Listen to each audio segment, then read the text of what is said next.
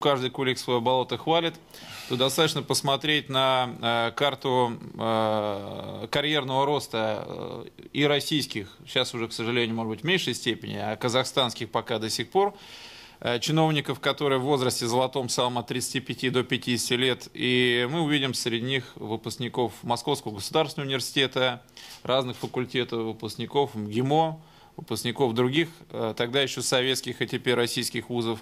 И понятно, что нам надо стремиться, я имею в виду Россию, к тому, чтобы эта картина сохранялась и в отношении Казахстана, и в отношении Азербайджана, и других стран постсоветского пространства, хотя бы потому, что то, какой вуз закончил твой будущий партнер на переговорах, формирует такой неформальный нетворкинг. А поэтому, чем выше качество образования, которое мы предлагаем, чем выше оно будет востребовано с точки зрения бизнес-перспектив, с точки зрения управленческих перспектив, среди наших друзей и партнеров, понятно, тем выше возможности для сохранения тех теплых и дружеских отношений, которые существуют сейчас. Работает ли эта схема до сих пор? Здесь есть, конечно, уже появились определенные вопросы, связанные с тем, что пространство стало более конкурентным, качество образования не только в России, но и в других странах СНГ, в том числе в Казахстане, требование к нему растет.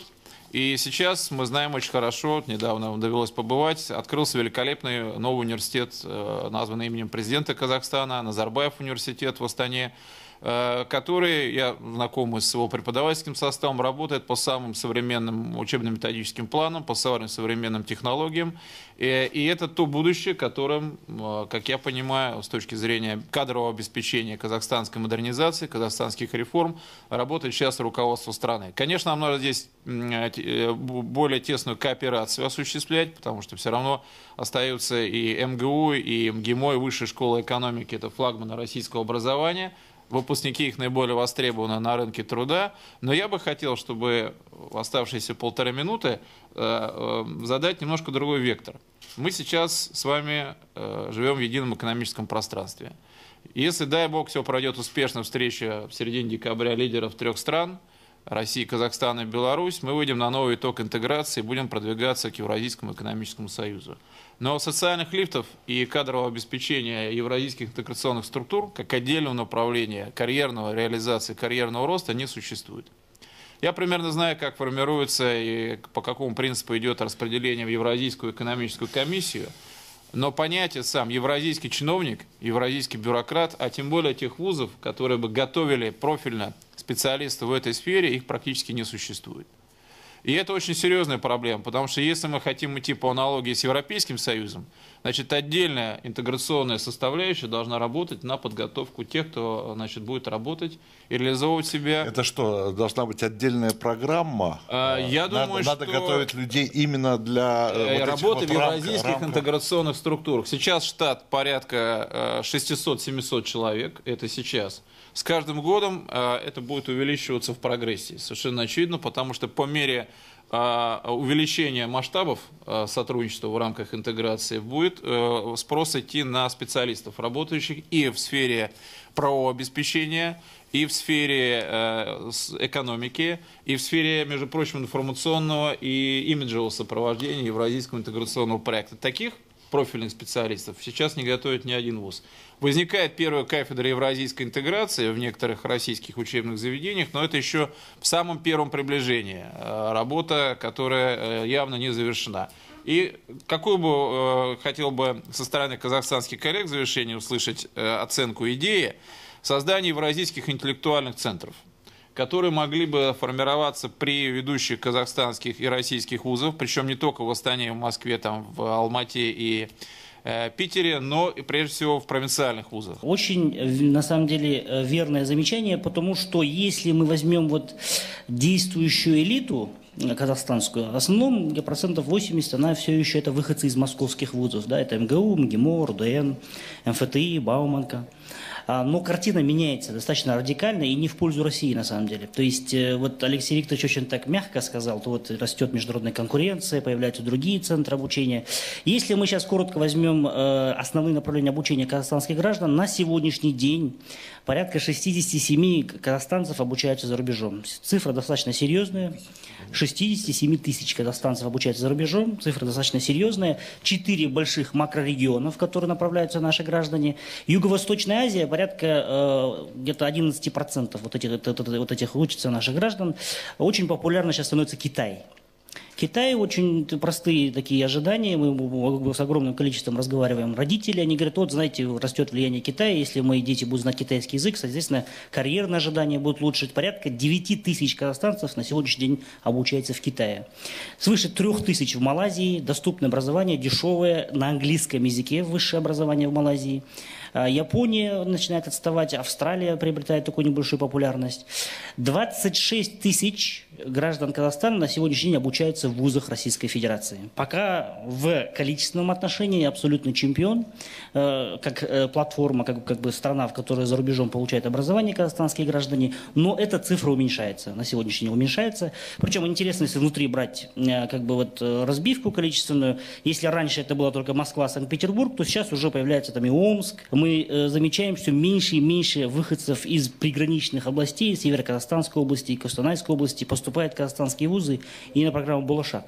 Начали анализировать, оказывается, прибрежные, приграничные, вузы, там омские, новосибирские вузы, очень охотно дают выходцам из граждан Казахстана гранты, абсолютно облегченный доступ, в обязательном, как иногородним студентам обеспечиваются они жильем вне очереди, и огромное количество грантов остается. Вот все-таки эта демографическая яма сейчас в России начинает уже играть свою роль.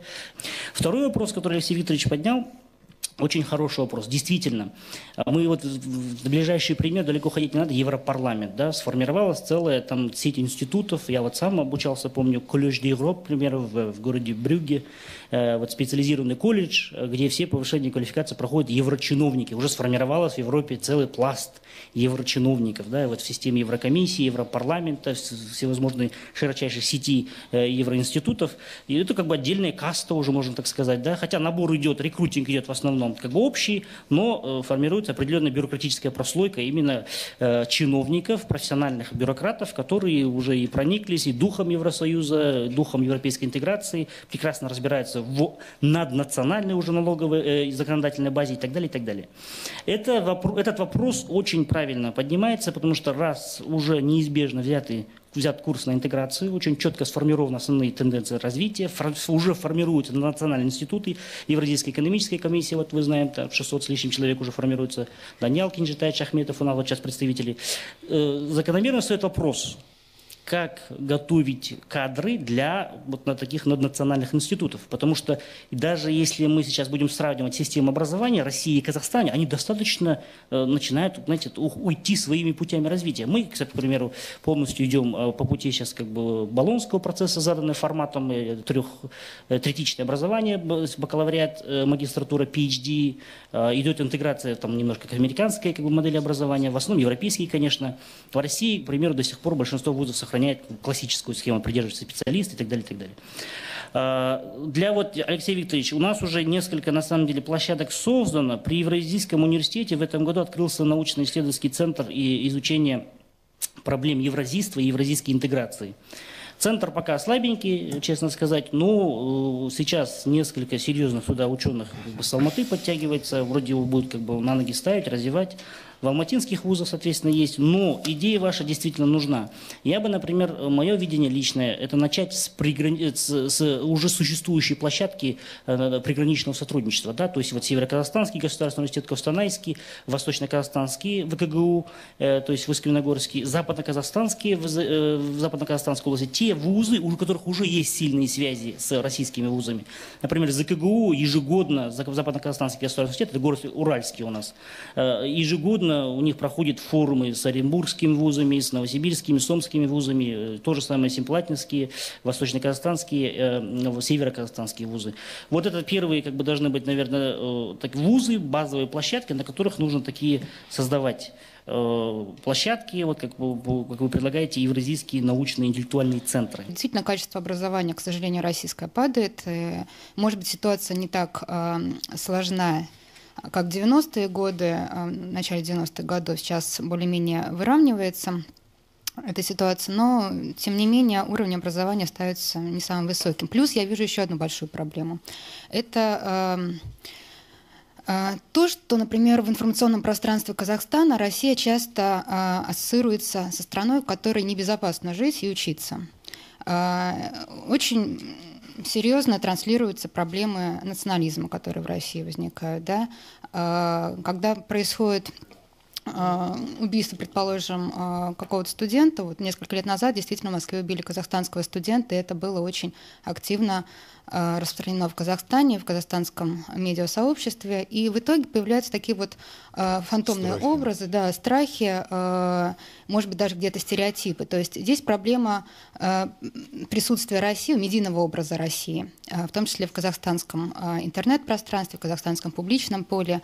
Нам нужно, конечно, работать с проблемой безопасности и с проблем формирования более позитивного образа России, российского образования, в том числе вот на евразийском пространстве и в казахстанском медиасообществе. Мне показался интересным пример Латвии, когда мне сказали, ну, всем известно, я думаю, что в Латвии сейчас достаточно сильно присутствие шведского капитала, и это создает новые условия для реализации студентов в плане практик, о чем я, собственно, что я имею в виду.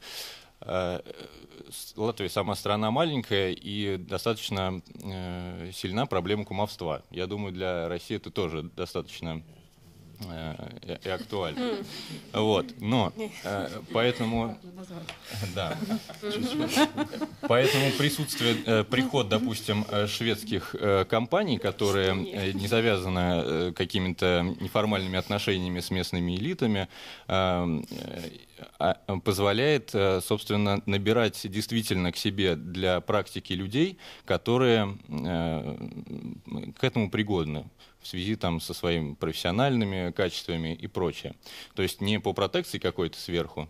Вот. И это, опять же, стало возможно главным образом в связи с экономической интеграцией внутри Европейского Союза, в частности, на примере Латвии.